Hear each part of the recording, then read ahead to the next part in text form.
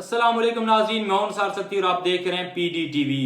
Army chief की final warning, TikTok पर PTI का जलसा, चेयरमैन पीपल्स पार्टी बिलावल भुट्टो की मुसलसल नवाज शरीफ पर तनकीद और पंजाब में मुस्लिम लीग नून PTI से आगे वो किस तरह, इस सब पे बात होगी। इसके अलावा इस वीलॉग में PTI से मुतल्लिक दो अहम खबरें भी आपके साथ शेयर करूंगा, लेकिन उससे पहले आपसे दरख्वास्त है कि अगर आप चैनल पे नए हैं तो प्लीज़ सब्सक्राइब कर लें और बेल आइकन ज़रूर प्रेस करें ताकि आने वाली वीडियोस का नोटिफिकेशन आपको बर वक्त मिल सके। और अगर वीडियो अच्छी लगे तो इसे लाइक और शेयर भी ज़रूर कीजिए।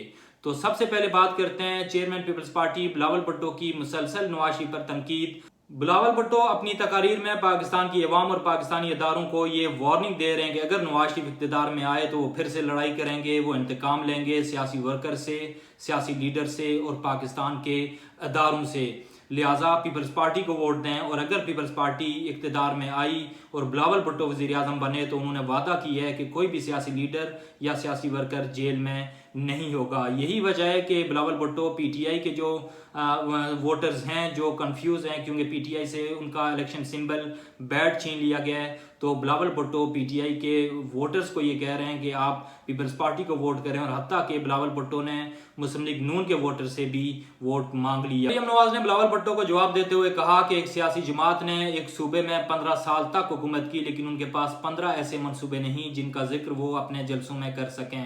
जबकि नवाज शरीफ ने मुस्लिम लीग नून के लीडर्स को बिलावल भुट्टो को जवाब देने से मना किया है। इसके अलावा नाज़रीन, पाकिस्तान की तारीख में पहली बार तहरीक इंसाफ ने टिकटॉक पे अपना जलसा किया और PTI की जानिब से ये क्लेम किया जा रहा है कि 5 मिलियन लोगों ने उसमें शिरकत की। उसमें जो PTI के बड़े बड़े नाम जुल्फी बुखारी, जैन कुरैशी, शहबाज गिल और इस तरह के लोगों ने और मुनिस इलाही ने भी इस जलसे में शिरकत की और वहाँ पे इनकी जानिब से तकारीर की गई। हो सकता है कि 5 मिलियन लोगों ने इस जलसे में शिरकत की और ये भी सच है अगर सोशल मीडिया पर वोटिंग कराई जाती तो इमरान खान साहब शायद ताहयात वज़ीर आज़म होते, लेकिन जो ऑन ग्राउंड रियलिटी है वो PTI के हालात बहुत ख़राब हैं। और देखना ये होगा कि जो इमरान खान साहब ने कॉल दी है कि इतवार को तमाम PTI के जो उम्मीदवार हैं वो अपने लोगों को साथ लेकर बाहर निकलें और इलेक्शन कैंपेन करें, तो देखना ये होगा कि इतवार को कितने लोग बाहर निकलते हैं और आगे आने वाले आम इंतखाबात में PTI कितनी सीटें हासिल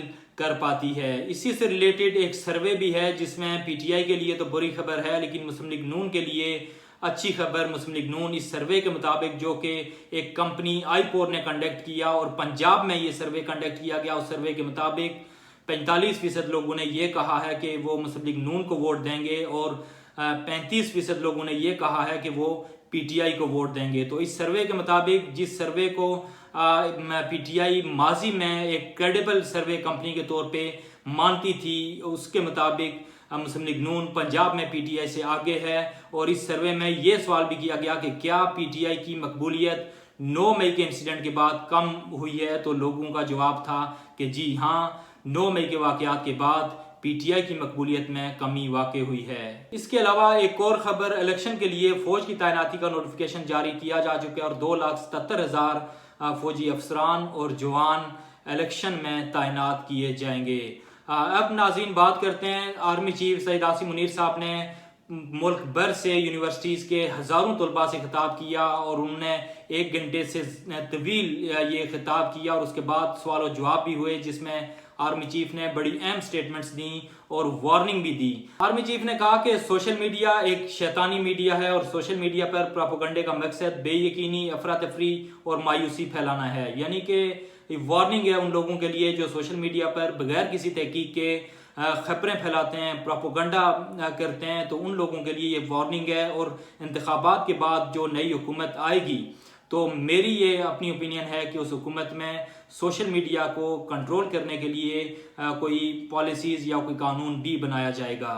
आर्मी चीफ ने तलबा से खिताब के दौरान कुरान पाक की आयात का हवाला दिया, उनका तर्जमा किया और उनकी तशरीह भी की जो कि वो अपने हर खिताब में करते हैं। और रियासत पाकिस्तान और रियासत मदीना, जिसे आर्मी चीफ कहते हैं कि वो रियासत मदीना नहीं बल्कि रियासत तैयबा है, उसमें कंपैरिजन पेश किया और कहा कि 2 ही रियासतें हैं दुनिया में जो इस्लाम के नाम पर कायम की गई, एक रियासत तैयबा और दूसरी रियासत पाकिस्तान। और ये रियासत पाकिस्तान और रियासत तैयबा दोनों ही 27 रमज़ानुल मुबारक को वजूद में आई।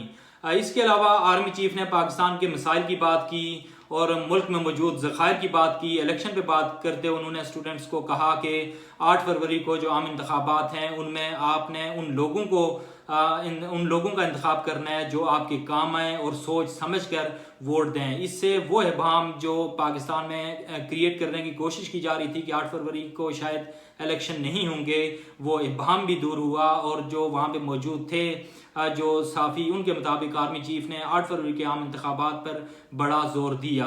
आर्मी चीफ ने सियासतदानों के बारे में बात करते हुए कहा कि मैं DGC DGISI रहा हूँ, मैं सियासी पार्टीज को अंदर से जानता हूँ, मैं जानता हूँ कि सियासतदानों का मकसद उसूल इक़्तिदार ही होता है। और आर्मी चीफ ने यह भी कहा कि जो हमारे सियासतदान होते हैं वो हमारी सोसाइटी का रिफ्लेक्शन होते हैं, यानी कि जैसी अवाम वैसे हुक्मरान। जिस तरह तमाम सियासतदान बुरे नहीं होते, उसी तरह किसी इदारे में तमाम लोग भी बुरे नहीं होते। इसके अलावा एक सवाल के जवाब में जब आर्मी चीफ से सवाल किया गया कि हमारे मुल्क में हुकूमतें 5 साल पूरा क्यों नहीं करती, तो आर्मी चीफ ने जवाब देते हुए कहा कि अगर कोई हुकूमत या कोई सियासी लीडर मुल्क को तबाह कर रहा हो, मुल्क को बेच रहा हो, तो क्या हम उसे 5 साल पूरे करने दें? कोई ऐसा तरीका होना चाहिए कि जो 5 साल से पहले ही अवाम अगर देखे कि जो कोई उनका लीडर या कोई उनका हुक्मरान सही तरह से काम नहीं कर रहा, तो अवाम के पास ये राइट होना चाहिए कि वो 5 साल से पहले ही उसे इक़्तिदार से हटा दे।